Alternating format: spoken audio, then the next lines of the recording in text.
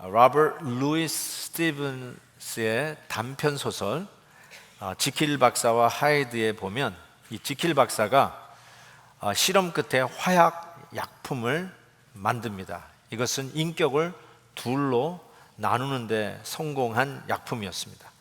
그래서 하나는 원래 지킬 박사의 모습을 지키는 모습이었고, 또 하나는 악의 분신의 모습으로 밤만 되면 온갖 죄를 저지르고 다니는 하이드가 되는 것입니다. 사람에게 이와 같은 상반된 이중적 인격이 있음을 고발하는 소설이라고 할 수 있습니다. 오늘 우리가 방금 읽은 이 말씀에도 실은 이 상반된 인격을 가진 두 형제의 이야기가 나옵니다. 교회를 다니지 않으셨을지라도 한 번쯤은 들어봤을 소위 탕자의 비유라고 일컬어지는 이야기입니다. 이 이야기에도 이 지킬 박사와 같이 참 교양 있고 점잖은 그 맏형 맏아들이 나오고요, 또 하나는 이 하이드와 같은 자기 멋대로 살고 정말 배은망덕하게 아직도 아버지가 살아계시는데 아버지에게 유산을 요구하고 결국은 그 유산을 챙겨 가지고 떠나 그 재산을 다 허랑방탕 탕진해버린 이 둘째 아들도 나타납니다. 어쩌면 이 소위 prodigal son이라고 하는 탕자의 비유라고 하는 이 이야기에 나오는 두 형제는 인생을 보는 두 가지의 시각을 알려준다고 저는 생각합니다. 첫 번째는 도덕적인 관점이라고 이야기할 수 있는데, 한 번도 아버지 집에서 가출해 본 적이 없는, 아버지의 명을 어겨서 반항하지 않았던 모범적인 맏아들이 보는 인생관이라고 할 수 있습니다. 그는 아주 교과서적인 인생을 살았습니다. 쉽게 얘기하면 법이 없어도 사는 사람이라고 이야기할 수 있습니다. 늘 자기의 행동이 남에게 어떻게 비춰질까 노심초사하면서 행동 거지를 조심해 하는 스타일이라고 할 수 있을 것입니다. 이와 같이 도덕적인 관점을 가진 이런 사람들은 이 인생의 문제는 비도덕적인 사람 때문에 생겼다고 분석합니다. 그리고 그 문제를 해결하는 관건은 이 비도덕적인 사람들을 어떻게 다루느냐에 달렸다고 그는 생각합니다. 반면에 집을 나간 소위 탕자, 이 둘째 아들이 대변하는 인생과는 상대적인 관점이라고 할 수 있어요. 집을 뛰쳐나간 이 탕자의 라이프 스타일입니다. 어떤 형식에 매여 있는 것을 딱 싫어합니다. 틀에 박혀 있는 삶을 사는 것을 가장 갑갑하게 생각합니다. 형은 남의 시선을 의식했지만 이 동생은 남의 시선을 의식하는 것보다 자기가 원하는 것, 자기 마음이 원하는 것을 먼저 시도해보는, 한편 모험적이기도 하지만 또 한편으로는 어디로 튈 줄 모르는 위험형이라고 할 수 있습니다. 보수적인 사람들, 교과서적인 사람들을 보면 제일 한심스럽다고 생각합니다. 우리식으로 얘기하면 꼰대라고 생각합니다. 그런 사람들을 보면서 어떻게 사나 불쌍하게 생각합니다. 환경을 바꿀 수 없다면 그런 환경을 찾아 이사를 가는 사람이 바로 이 상대적 관점을 가진 이 둘째 아들의 라이프 스타일이라고 생각할 수 있습니다. 그런데 오늘 말씀을 통해서 우리에게 던지는 주님의 말씀은 이 도덕적인 관점이든지 상대적인 관점, 이 두 가지의 라이프를 보는 이 관점들은 해답이 아니다, 정답이 아니라는 것을 이야기합니다. 실은 가출한 이 아들 문제죠. 집 나간 아들 문제예요. 그러나 잘 읽어보면요, 집 나간 아들도 문제지만 한 번도 아버지의 명을 어기지 아니하고 아버지 옆을 지켰던 이 큰아들이 더 심각한 문제를 가지고 있음을 시사하고 있는 이야기가 오늘 말씀이라고 할 수 있습니다. 여러분, 지킬 박사와 하이드에서도 실은 지킬 박사가 그 약품을 만든 이후에 하이드가 밤에 자기 멋대로 악을 저지르는 모습을 오히려 익사이팅 하는 것을 보게 돼요. 그래서 더 그 시간을 즐기는 모습을 보게 됩니다. 그런데 이와 같이 해답이 없는 이런 인생을 살았던 두 인격을 가진 형과 동생. 근데 somehow 이 동생, 집 나간 동생은 회개하고 아버지 집으로 돌아오려고 합니다. 반성을 한 것입니다. 뉘우치고 다시 아버지 집에 돌아갈 결심을 하게 됩니다. 어떻게 이런 일이 가능할 수 있을까요? 어떻게 내가 여태까지 추구했던 인생관을 바꾸고 180도 전환해서 내가 떠나왔던 바른 길, 아버지의 집으로 다시 갈 수 있을까요? 성경은 이렇게 그 둘째 아들이 마음 바꾼 이야기를 씁니다. 17절에 이에 스스로 돌이켰다 이렇게 얘기합니다. 한글 성경 번역은 자발적인 행동으로 자기 결단으로 돌아선 것 같은 뉘앙스지만 영어 번역에 보면 When he came to his senses 하고 NIV에서는 얘기하고 또 다른 영어 성경에는 When he came to himself 이렇게 이야기하고 있어요. 이걸 다시 한국말로 바꾸면 제정신이 돌아왔을 때 이렇게 이야기할 수 있어요. 제정신이 든 거예요. He came to himself. 제정신이 돌아왔어요. 정신이 나갔다가 어느 순간에 정신이 든 거예요. Came to senses. 하나님께서 참 우리를 인도해 가시는 일들이 참 다양하다고 생각하는데 어느 날 어느 순간에 드디어 제정신이 돌아온 거예요. 이 아들은 자기의 재산을 다 탕진했어요. 때마침 자기가 간 나라가 흉년이 들어서 먹을 것이 없었어요. 줄인 배를 채우기 위해서 돼지를 치게 되었는데 돼지가 먹는 쥐염 열매라도 먹으려고 했는데 그 쥐염 열매도 사람들이 주지를 않았어요. 자기의 어떤 한계에 부딪힌 거죠. 고생 끝에 드디어 정신이 돌아온 거예요. 드디어 깨닫기 시작했다는 것입니다. 여러분, 이런 동생을 형이 보면은 뭐라고 얘기할 것 같습니까? 이 도덕적인 관점으로 인생을 바라보고 있는 형의 입장에서 지금 동생이 돼지 열매도 못 얻어먹어서 지금 배를 쫄쫄 굶고 있고 아주 고생을 직살이 하고 있는 자기 동생을 보면 뭐라고 할 것 같습니까? 꼴 좋다. 네가 자초한 일이니 네가 당해라. 네가 받아라. 그렇게 얘기할 것입니다. 내가 그러지 말라고 그랬는데 왜 그렇게 살았냐는 거죠. 지금 그 고생하는 거 you deserve it. 이런 형의 모습에는 전혀 국률함이 없습니다. 저는 여러분에게 이런 도전을, 내 질문을 던지고 싶어요. 여러분은 어떤 사람이 되고 싶습니까? 물론 탕자와 같은 아버지 집에서 아버지의 재산을 가지고 나가 다 허랑방탕 낭비해버리고 지금 이 고생 직살이 하고 있는 이런 둘째 아들과 같은 인생을 살고 싶지는 않으실 것입니다. 그렇다면 형과 같은 인생을 살고 싶으십니까? 저는 아닐 것 같아요. 공부를 많이 했으면 뭐해요? 가출을 안 하고 모범적으로 교과서적으로 살았으면 뭐해요?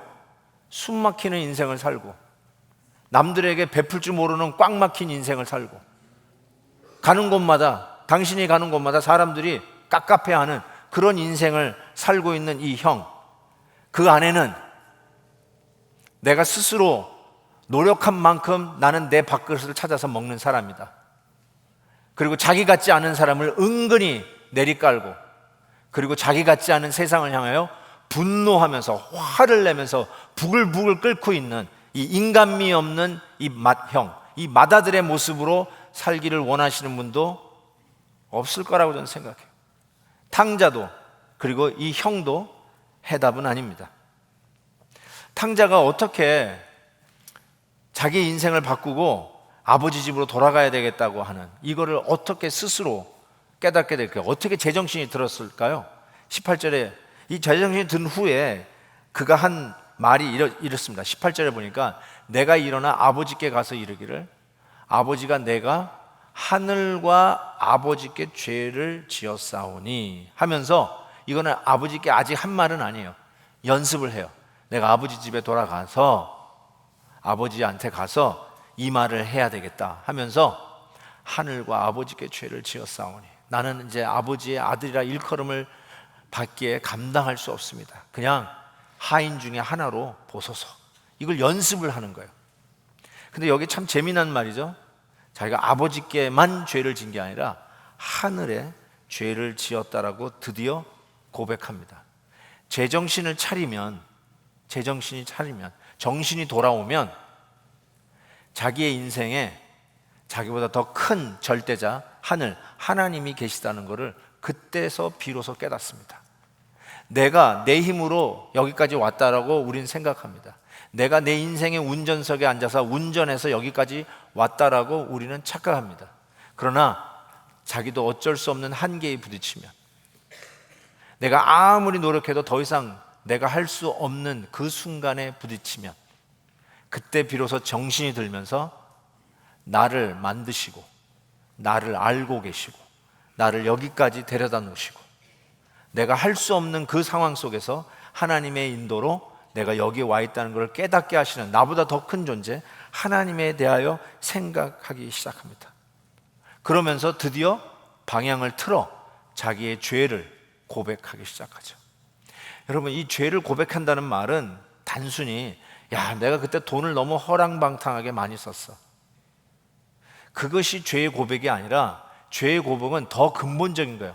내가 인생을 잘못 살았다, 내가 이런 것이 있는 줄 몰랐다, 하나님이 계시고 하나님이 나를 인도하신 이걸 몰랐어. 나는 내가 난자와 정자가 우연히 만나서 재수 좋게 좋은 부모님 밑에서 태어나고, 또 그분들의 도움 때문에 공부도 하고 좋은 학교도 가고 좋은 배우자 만나서 그냥 이렇게 사는 줄 알았는데, 알고 보니까 내 한계에 부딪히니까, 내가 어쩔 수 없는 상황에 도달하니까 나보다 더 큰 존재가 나를 알고 나를 여기까지 인도해 주신 것을 알고 드디어 하나님에 대해서 깨닫기 시작하면서, 내가 이런 건 줄 몰랐어, 내가 이런 인생이 있는 줄 몰랐어, 내가 이런 걸 몰라다니 하면서 고백하는 것, 이게 바로 회개고 이게 바로 죄의 고백이라고 이야기할 수 있습니다.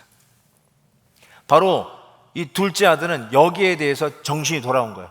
하나님이 계셨구나, 난 내 마음대로 살면 될 줄 알았는데 그게 아니었구나, 그걸 깨달았어요. 형은 어떨까요? 여러분, 이 동생이 돌아왔어요.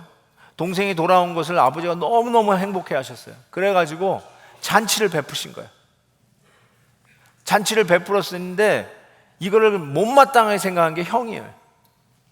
동생이 돌아왔으면 같이 즐기고 같이 그 파티에, 잔치에 참석했어야 되는데 그 파티에, 잔치에 들어가는 걸 거부했어요. 그래서 아버지가 나가요. 들어와라 같이 참석해라. 그때 이 형이 아버지에게 이런 말을 합니다. 29절에 아버지께 대답하여 이르되, 내가 여러 해 아버지를 섬겨 명을 어김이 없거늘 내게는 염소 새끼 하나 주어서 나와 내 벗으로 즐기게 하신 일이 없더니 why now? 이런 뜻이죠. 제가 일부러 영어를 하나 썼어요.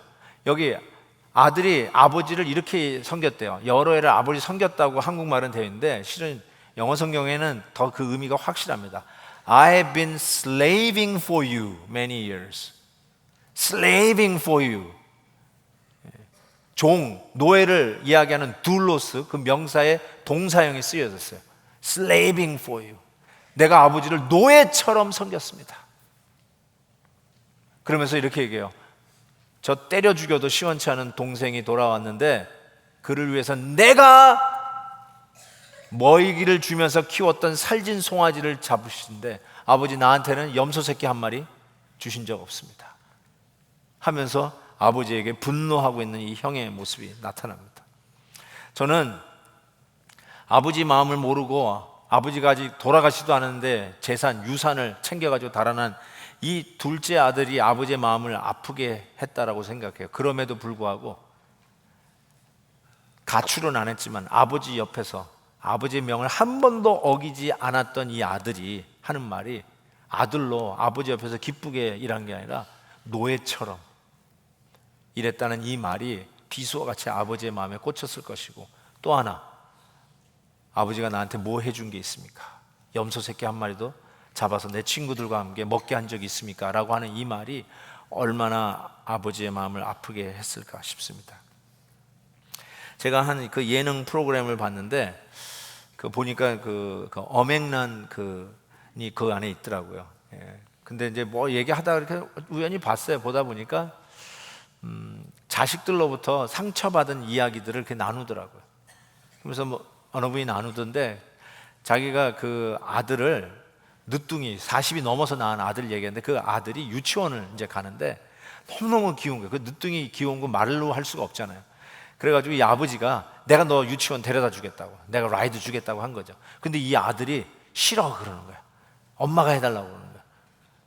왜 싫어 하고 물어봤네. 이거 물어보면 안 되는데 물어봤네. 근데 아들이 하는 말이 아빠는 창피해 그랬다. 그게 너무너무나 충격적이었대요. 아들이 나를 창피하게 생각한다. 또 딸 가진 엄마도 얘기하는 거예요. 뭐 얘기하는데 이런 것도 물으면 안 되는 질문 중에 하나가, 우리가 자주 애들에게 저지르는 실수 중에 하나인데 엄마가 좋아 아빠가 좋아, 이거 꼭 물어보는 거예요. 이거 물어보면 안 좋아요 여러분. 근데 10중 8구 아이들에게 나오는 답이 뭘까요? 엄마가 좋아 아빠가 좋아. 그러면 어떤 집은 아빠라고 얘기하는 분도 있을 건데 10중 8구는 엄마입니다. 애들이 엄마를 좋아해요. 엄마가 좋아. 근데 이 엄마가 철이 없어가지고 또 신나가지고 그래 아빠 필요 없지 그랬더니 아빠 필요 없어 그랬다는 거야. 그러니까 이 아빠 필요 없다는 말에 또 상처를 받은 거야. 자식이 하는 말에 가장 큰 상처를 받은 이 부모의 마음 1, 2, 3가 있는데 어떤 말에 가장 상처를 받는가? 3등, 우리 집에는 왜 이렇게 돈이 없어? 그 다음에 2등, 가장 마음을 아프게 한 자식의 말 2등, 엄마 아빠 내일은 내가 알아서 해. 이게 부모에게 그렇게 상처를 준대요. 그 다음에 가장 상처를 주는 말, 잘 들으세요. 엄마 아버지 나에게 해준 게 뭐가 있어? 이게 가장 부모의 마음을 아프게 하는 넘버원이에요. 근데 이 말을 큰아들이 아버지에게 했어요. 염소 새끼 한 마리 잡아서 내 친구와 먹게 잔치 한번 안 베풀어 주셨는데 아버지 나한테 뭐 하셨습니까? 내가 이 많은 해 동안 아버지를 노예처럼 섬겼는데 아버지 나에게 해준 게 뭡니까? 아버지의 마음을 어쩌면 둘째 아들보다 더 아프게 했다라고 저는 생각해요.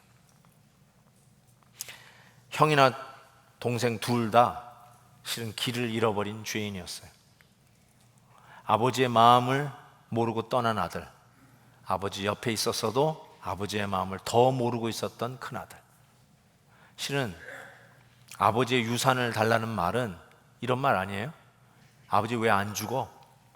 왜 빨리 안 죽어? 죽어야 내가 유산을 받을 텐데 왜 안 죽어? 아버지 죽는 거 기다릴 수 없으니까 지금 내놔. 아버지 죽었으면 좋겠다. I wish you were dead. 그런 소리잖아요. 근데 큰아들도 마찬가지예요. 아버지가 없었다면 내가 키운 내 살진 송아지 잡아가지고 나도 내 친구들 막 불러가지고 얼마든지 파티를 하면서 지낼 수 있는데 아버지가 있으니까 그냥 염소 새끼 한 마리 잡지도 못하고 이렇게 노예처럼 아버지 집에서 살고 있습니다. I wish you were dead. 똑같은 말이에요. 큰아들이나 작은 아들이나 아버지가 죽었으면 좋겠다. 아버지 없었으면 내가 더 잘 살 텐데, 아버지가 없었으면 그게 다 내 것이 될 텐데, 아버지 없었으면 내 마음대로 내 원하는 대로 살 텐데, 그게 행복인 줄 알았는데 둘째 아들은 그게 행복이 아닌 것을 드디어 깨닫고 아버지 집으로 돌아오고 있습니다. 동생은 깨달은 거예요. 뉘우친 거예요. 근데 형은 아직도 깨닫지를 못해요. 어쩌면 오늘 이 비유문은 탕자를 위한 이야기라기보다 아버지 집에서 나가지도 않고 아버지 집에 있는데 모범적으로 규범 잘 지키고 한 번도 아버지 명령을 어기지도 않는 착한 아들인 것 같은데 실은 기쁨이 아니라 노예처럼, 그리고 아버지가 나한테 뭐 해줬어, 이런 불만과 불평으로 부글부글 끓고 있는 이 형이 더 큰 문제인 것을 들추어내는 이야기라고 할 수 있습니다. 어쨌든 이 동생이 드디어 아버지 집으로 돌아오는데요, 그 연습했잖아요. 어떻게 회개할지를. 내가 하늘과 아버지에게 죄를 지었습니다. 아버지의 아들이라 일컬음을 받을 수 없습니다. 그냥 하인 중에 하나로 여기소서. 이걸 막 연습을 했는데 이 말을 하기 전에 something happened. 뭔가 먼저 일어났어요. 그게 뭔지 아세요?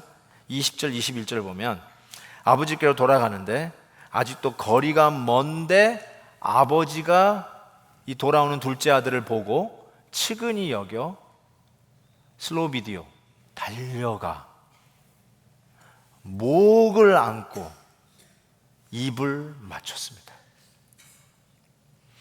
그리고 나서 아들이 자기가 연습했던 회개문을 고백하는 것을 보게 돼요. 여러분, 제가 오늘 이것을 설교 제목으로 잡았어요. 달려가 목을 안고. 그런데 한마디 더 넣었어요. 끝없이 입 맞췄다. 왜 끝없이라는 말을 제가 붙였냐면요, 각색을 한 게 아니라 원래 이 헬라어, 이 성경은 헬라어, 이 신약성경 헬라어 원문으로 쓰여졌는데, 헬라어는 단순 동작이냐 아니면 계속 동작이냐에 굉장히 민감합니다. 그래서 그냥 읽으시면, 헬라어를 아시는 분 읽으면 이거는 계속하라는 말이구나, 이거는 한 번에 끝내는구나, 그냥 알 수 있어요. 동사만 봐도. 이렇게 우리 같이 끝없이 계속 이런 부사구를 안 붙여도 알 수 있어요. 근데 우리는 동사만 보고는 모르잖아요. 그래서 저걸 붙인 거예요. 그러니까 원래 있는 뜻이에요. 이게 어떻게 했다고요? 이 아버지가 달려가서 안고 continually kiss 했다는 거예요. 계속 키스했다는 거예요. 우리 갓난 아이들, 그 아기 냄새, 그 분 냄새 얼마나 좋아요. 너무 보들보들하고 거기 이뻐가지고 그냥 얼굴 비벼대면서 그냥 쭉쭉 빨고 계속 그냥 비벼대면서 키스하는 거, 그게 아니라 돼지 우리에서 돼지 먹는 열매도 먹지 못해서 쩌든 냄새 펄펄 나는 그 아들이 돌아오는데, 이 아버지가 달려가서 허그하고 계속 그 냄새 나고 더러운 그 아들에게 계속 입을 맞추고 있다는 사실이죠. 여러분에게 여쭤보고 싶어요. 여러분의 아버지가 혹시 여러분 보고 너무너무 기뻐서 여러분에게 뛰어온 아버지 있으시면 한번 손 들어주세요. 그거 경험해 보면, 우리 아버지가 날 보고 막 나한테 뛰어왔어, 이거 경험해 보신 분 계세요? 어렸을 때는 했겠죠. 그건 다 있어요. 근데 다 커서 있어요? 할렐루야. 야, 정말 대단한 아버지입니다. 저는 우리 아버지가 나한테 뛰어온 거 본 적이 없어요. 아버지는 안 뛰는 거예요. 아버지가 왜 뛰어요? 점잖은 분이면. 할아버지가 뛰는 거 봤어요? 근데 여기서 아버지가 뛰어요. 그 당시 옷은요, 바지 입은 남자가 없어요. 다 원피스예요. 통치마 입고 뛰는 아버지를 한번 상상해 보세요. 너무너무 웃길 거 아니에요? 멀리서 오는 그 아들, 가출할 때의 모습이 아닐 거예요. 그 멋있게 입고 나간 그 아들이 아니라 완전히 가난에 거렁배지가 돼가지고 돌아오는 그 아들, 저 멀리서 봤는데 한눈에 알아봤어요. 내 아들이에요. 그리고 그 아들 보자마자 소위 체면 가리지 않고 이 노구의 아버지가 뛰기 시작했어요. 막 아들에게 뛰어가더니 이 아들이 연습한 말, 아버지 내가 죄를 지었습니다 말을 하기도 전에 허가하고, 괜찮다, 넌 내 아들이다, 괜찮아, 온 걸로 고마워, 그러면서 막 키스를 하고 비벼대는 바로 그 모습을 이 아버지가 보여주셨어요. 예수님이 왜 이 이야기를 하셨을까요? 바로 아버지를 떠난 죄인인 저와 여러분을 하나님 아버지께서 이처럼 사랑하신다는 뜻이에요. 이렇게 지저분한데 어떻게 아버지 집에 가? 씻고 가야지, 옷을 갈아입고 가야지, 그래야 아버지가 좀 봐주지 않을까? 그게 아니에요. 그래야 아버지가 여러분을 안아주고 입 맞춰주는 게 아니라, 아직도 냄새 펄펄 나는 우리들 돌아오는 그 먼 모습을 보면서 달려가 안고 입을 맞춰주세요. 그리고 나서 이 둘째 아들이 회개를 시작합니다. 그래서 이런 말을 해요. 회개는 사랑이 선행되어야 돼요. 우리는 이런 생각해요. 싹싹 빌면 그때 사랑을 주실 거라고 생각하죠? 아닌 그래요. 하나님은 사랑을 먼저 주세요. 조건 없이 안아주세요. 조건 없이 냄새나는 우리에게 입을 맞춰주신데 끝없이 맞춰주세요. 그때 비로소 마음의 문이 열리고 얼었던 마음이 녹아내리면서 회개가 터져 나옵니다. 여러분, 이게 사랑인 것 같아요. 고백하기 전에 용서한다. 씻기 전에 입 맞춰주는 이것이 사랑이에요. 그때 나오는 게 회개라는 것을 알 수가 있어요. 우리 지난 주간에 우리가 고난 주간을 정말 은혜롭게 지냈습니다. 특별히 오셨던 강사 목사님께서 화요일 날인가요? 이렇게 말씀을 전해주시면서 자기 둘째 딸 얘기를 하셨어요. 그러면서 그 둘째 딸이 심각한 디프레션을 앓고 있었고, 그리고 자살 충동 속에 살고 있는 딸이었어. 정말 늘 초조했다라는 얘기를 말씀해 주셨죠. 그러다가 첫 아이를 낳는데 그 첫 아이가 숨을 못 쉬는 거예요. 그래서 그 숨 못 쉬는 애를 데리고 이머전시로 뛰어가면서 전화를 했어요. 아빠, 이 아이 죽으면 나도 죽을 거야. 그 둘째 딸이 이 토렌스에 살아요. 그래가지고 이 강사 목사님하고 목요일 날 점심에 이렇게 식사를 하는데 그 딸이 온다는 거예요. 그래서 그럼 점심 식사하는데 같이 오라고. 그래서 우리 식사를 하는 장소로 그 딸이 탁 들어온 거예요. 근데 그 얘기하기 전에 한 번은 저희 아들이 저한테 와가지고 그러니까 학교 다닌 대학생 때였어요. 그러면서 들어와가지고 아빠, I need to ask your permission 하면서 뭘 허락을 받으러 들어왔어요. 그래서 뭐 그랬더니 나 귀를 뚫고 싶대요. 그래서 귀를 뚫는다는 거예요. 그때 막 이 동성 연애자들이 이게 귀걸이 하고 다니는 게 유행이었는데 그게 정말 마음에 안 들었어요. 그래서 이렇게 얘기했어요. Over my dead body. 나 죽으면 해. 죽으면 깃들어라. 그랬어요. 그랬더니 참 감사하게도 귀를 안 뚫고 대학을 졸업했어요. 그렇다고 해서 제가 귀 뚫은 사람을 싫어하지는 않습니다. 혹시 귀 뚫은 분들 계시면 제가 주의 이름으로 사랑합니다. 그런 후에 이 아들이 또 들어왔어요. 나중에 대학 졸업하고 나서. 그래서 I need to ask your permission. 그래서 또 뭐냐, 이것도 심각한 거구나 그랬더니 뭘 그랬더니 자기 몸에 문신을 새기고 싶다. 태투하고 싶다는 거야. 야, 이 등에다가 용을 그리고 싶다는 등 뭐, 야. 그래서 제가 뭐라고 그랬게요? Over my dead body. 아빠 죽으면 해. 아빠 죽으면 해. 다행히 안 했어요 또. 근데 다행히 안 한 건 좋은데 그리고 집을 나갔어요. 근데 요번에 온 그 아까 제가 얘기했던 그 목사님 딸, 그 자살 충동에 있었던 딸이 두 아이, 이제 그 죽을 뻔했던 아이가 5살이고 2살짜리 애 둘을 데리고 식당에 들어왔는데 씩씩거리면서 들어왔어요. 씩씩하게 들어왔어요. 씩씩거리긴 아니라 씩씩하게 들어왔는데 이 딸이 머리를 빡빡 밀었어요. 빡 밀었어요. 왜 밀었냐 그러니까 애 둘 키우느라고 머리 빗을 시간이 없어. 밀어버렸대. 거기에다가 이 터미네이터 선글라스, 그 새까만 선글라스 딱 두고 애 딱 들고 들어왔는데 깜짝 놀랐어요. 거기다가 여기 귀에 한 구멍 10개는 뚫었어. 그리고 제가 제일 섬찟한 건 코걸이까지 했어. 코까지 뚫었어. 제가 그냥 표정 관리하라고 아주 놀랐어요. 근데 나중에 그 짧은 팔 티셔츠를 입고 왔는데 이쪽에 그냥 문신이 새겨져 있는데 이렇게 했는데 문신이 쫙 새겨져 있어요. 근데 이렇게 돼요. 일어나 빛을 발하라. 주 예수를 믿으라. 그리하면 너와 내 주 구원을. 문신 보여주면서 막 전도하고 다녀 막 이러면서 몸 안에도 있다고 그러더라고요. 그리고 앉았는데 이렇게 식사를 하기 시작하는데 그렇게 호탕할 수가 없어요. 내가 이렇게 좋은 사람 만나본 적이 없어요. 그렇게 성격이 좋아요. 한국말도 잘하고 영어도 잘할 뿐만 아니라 남편이 중국 사람인데 중국말도 잘해. 와, 정말 3개국을 하면서 너무너무 잘해.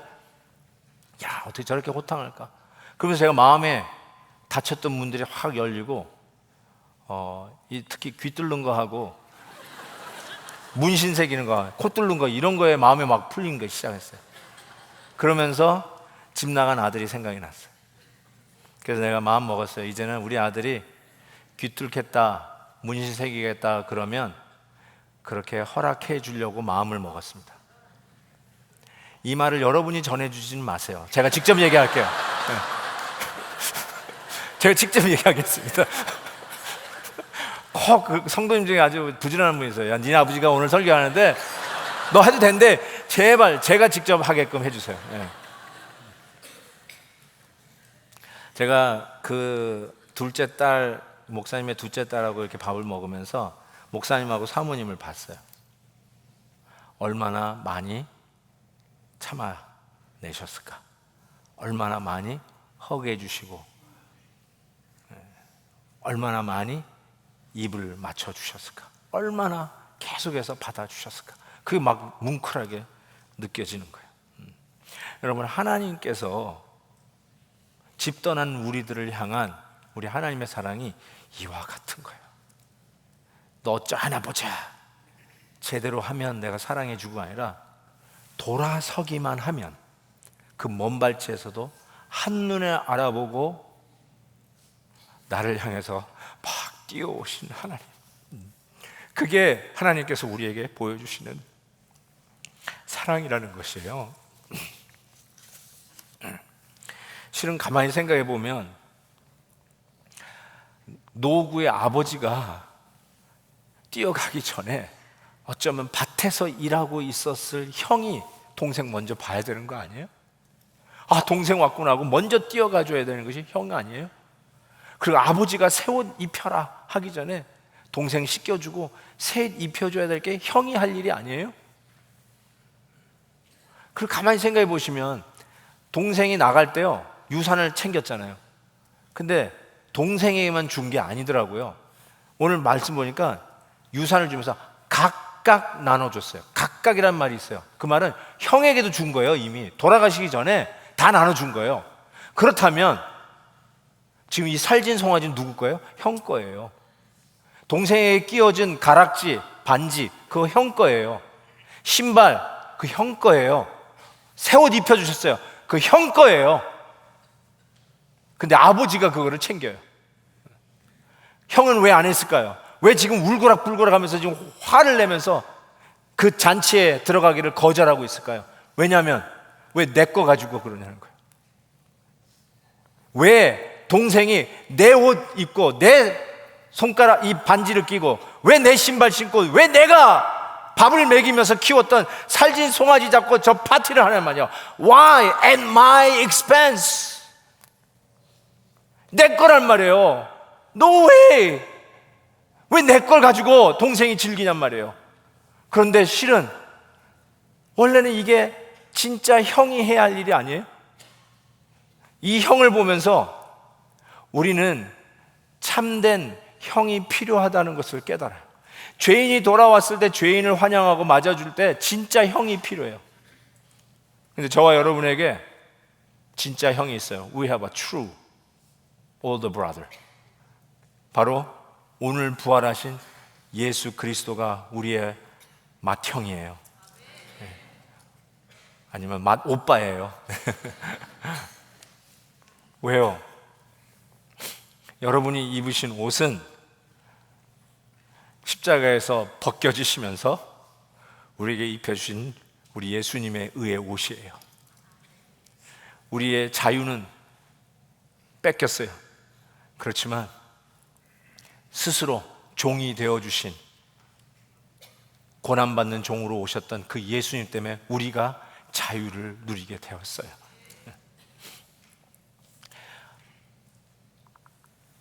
엘리 엘리 라마 사박다니 어찌하여 나를 버리시나이까 하고 아들의 자리에서 빼앗겨 주셨던 그 주님 때문에 우리가 이제 하나님의 자녀가 되었어요.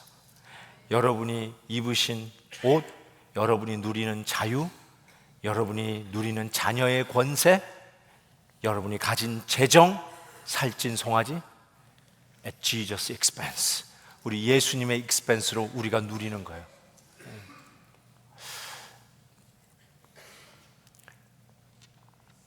스티븐슨의 단편 소설 지킬 박사와 하이드, 실은 이 지킬 박사와 하이드는 한 사람입니다. 여러분은 어쩌면 여러분 안에 교과서적으로 모범적으로 인생을 살면서 내가 내 인생을 컨트롤하며 살아왔다고 생각하고, 나 같지 않은 사람들에 대하여 분노하고, 내가 내는 텍스머니 가지고 가난한 사람 게으름뱅이 도와주는 거에 대해서 분노하고, 내가 원치 않는 정당이 정권을 잡아서 이 나라를 이끌어가는 거에 화를 내고 분노하는, 어쩌면 지킬 박사와 같은 사람이 이 가운데 있을 수도 있어요. 혹은 규격에 맞춘 삶을 살아가는 그 자체가 너무 깝깝하고 싫어서 난 자유롭고 싶다 해서 아버지의 집을 떠나 내가 원하는 대로 내 인생을 살겠다고 하며 뛰쳐나간 작은 아들과 같은 이 하이드의 성향을 가지고 있는 분도 있을 거예요. 혹은 지킬 박사와 하이드가 한 사람이듯 여러분 안에는 지킬 박사의 모습도 있지만 내 마음대로 이 욕정을 불태우며 살고 싶은 하이드와 같은 그 마음도 썸하고 섞여서 혼합형으로 살아가고 계시는 분도 계실지 모르겠어요.